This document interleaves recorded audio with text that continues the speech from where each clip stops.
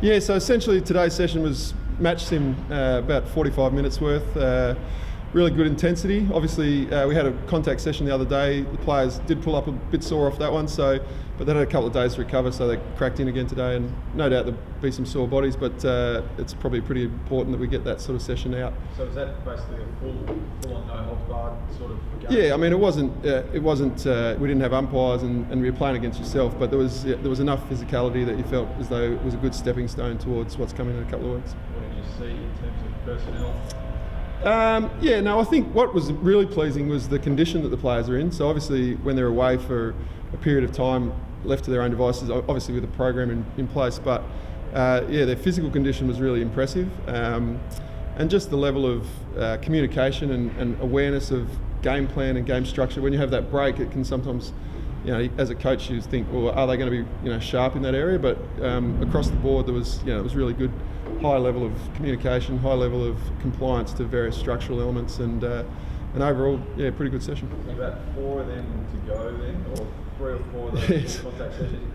I mean, obviously it has to be enough before the show now, but how do you ultimately, what's happening at the moment is there's a series of constraints, but they're across the board. So every team's placed under the same conditions, and Port Adelaide will have the same challenge to get their group up ready to play in however many sessions it is, 3 or 4.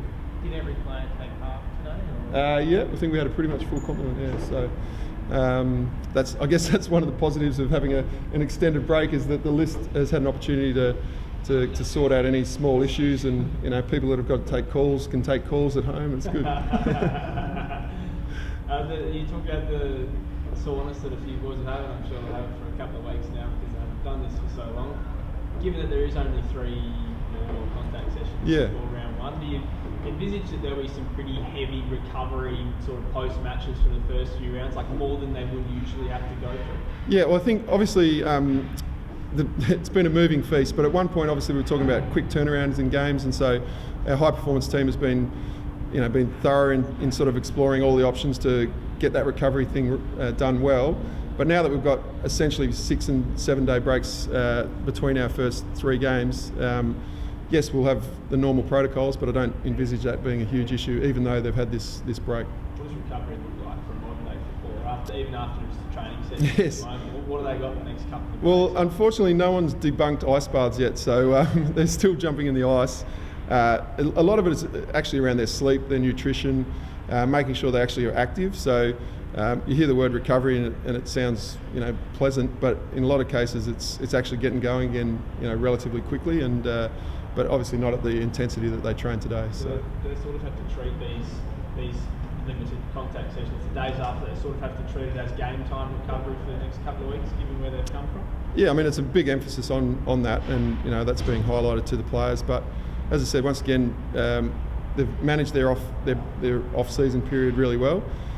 So they're physically in good condition, and now if they do the right things, we're pretty confident they'll be right to go. How are you finding coaching forwards now because suspension? Yeah, so that's a unique situation. Fortunately, Ben's left them in outstanding shape in terms of we've got 2 great leaders in Tom Lynch and Taylor Walker. Essentially, I've just come in and just asked questions, and the group's under Benny's leadership really self-motivated, self-directed. So it's basically just been you tell me, and fortunately, as I said, great level of compliance, great level of understanding, and going about it really, really well. So it's a very short-term measure, and they're in good shape. What's been the focus with the forward group? And this week, I guess last year, got criticised for lack of forward pressure. Has that been the main focus, or is it? Yeah, well, I think the off-season, a big emphasis on some new faces in there. So the cohesion between that younger group coming through, and as I've already mentioned, Taylor and Tommy Lynch, their desire to lead that group and to bring that new group through. But in terms of the actual out on the game in the field of play, obviously Matty Nix's emphasis is contest, and that's all across the ground. So how competitive can this group be, and how the reality is that teams are skewed towards defence, and so as a forward group, they're often having to manage extra players arriving. So how well can they do that? How well can they compete? It's kind of their focus. How have you streamlined that message as a new forward coach just for the interim, given that you can't, go and talk to Benny Hart every day? No, well, I can't talk to him at all, but as I said, the reality was I essentially just came in and asked them, and obviously, Nixie's got some clarity around what he's looking for, but what I heard back was exactly what he's looking for, so there was no need to streamline it. The messaging was really clear. As a coaching group, looking to selection, you've got no form to draw on.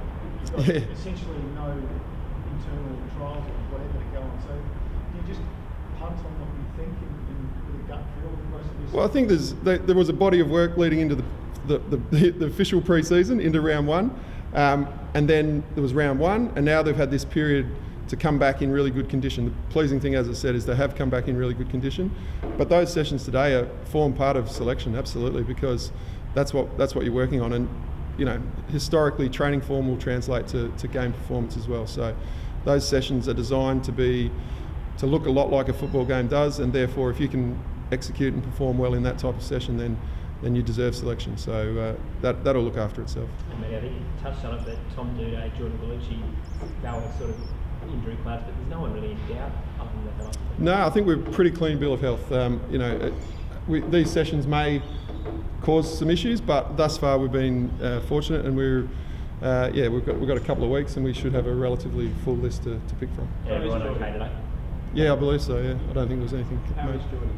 What was? I remember you saw him sort of off the track doing his own thing the other day. Yeah. Well, he completed a good chunk of it today, so he'll be available, I reckon, in 2 weeks' time. What was that? So he's had some tightness, but he hasn't had any actual incidents, but he has had some tightness. So. He would have come back to the club after the shutdown with a point to prove after what Marty said about how he'd been doing in pre-season. Sorry, mate, can you repeat the He question? would have come back to the club with a point to prove after what I think Marty Madness said about his pre-season training. Said, it was okay, but great. Yeah, look, he's like everyone. Any young player that's been on the fringe of the team is going to want to be putting their best foot forward, and that's what we're seeing. And the unfortunate reality of no second-tier competition this season means that those training sessions are the opportunity for those guys to make their case. So he's like everyone else in that bucket. Doc, when you talk about the soreness, are you talking more from covering the ground at a higher intensity, or from body on body? Contact, yeah, contact. Definitely the contact. They've actually covered a lot of ground. They've covered their running loads are well up there, but it's a different thing when you start hitting bodies. So no, it's the contact that's the issue. Have you been speaking with the AFLW girls about what it looks like for them? Or? Yeah, well, the industry is in a fair state of flux at the moment, and AFLW is no different. Obviously, all of those timelines have been pushed back a little bit, but the obvious thing is that there's a full men's season to get through, and then the AFL will put in place all the parameters for AFLW. We'll wait and see what they come back with. I just ask one more as a ruck guru. Yeah, I like that word. Let's use that more. Just as a general guru, mostly on the rucks. Looking in from the outside, obviously Riley still inexperienced, but clearly a pretty strong number one ruckman. Beyond that, can you talk us through the boys there and how they looked and what you make of them as footballers? Yeah, so obviously Billy Frampton came from Port last season, or the last few seasons, and played round one as the sort of key forward pinch hit ruck, and his ruck work in round one was really solid.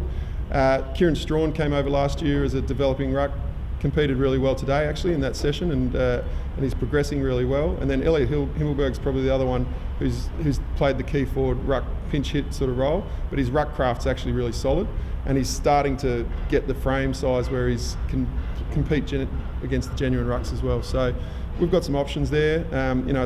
It's going to be an interesting selection piece as to how teams structure up, whether they go with a solitary ruck given the slightly shorter game time. We'll have that decision to make as well, and we'll see what unfolds. Robert already suits that sort of solitary ruck because he's quite fit. He's got enormous aerobic capacity, yeah, so that doesn't hurt. Sort of text to a couple. Yeah. Is he a forward ruck option there as well? Yeah, so through the pre-season, we played the last pre-season game without a traditional second ruck, and Tex therefore came in and had a bit of a go. And what he does provide is, obviously he's got a strong body, but when the ball hits the ground, his capacity at ground level is really high, really good as well. So, as I said, I think all clubs will be sort of mixing and matching that role a little bit, and we've obviously looked at it at the alternatives as well. Maybe do you like textbook into the ruck, like into the middle of the ground? Is there a temptation to go back an era just about to where you can play 3/4 of the ground as the ruck, and you're always falling into holes and all that, and leave the forward?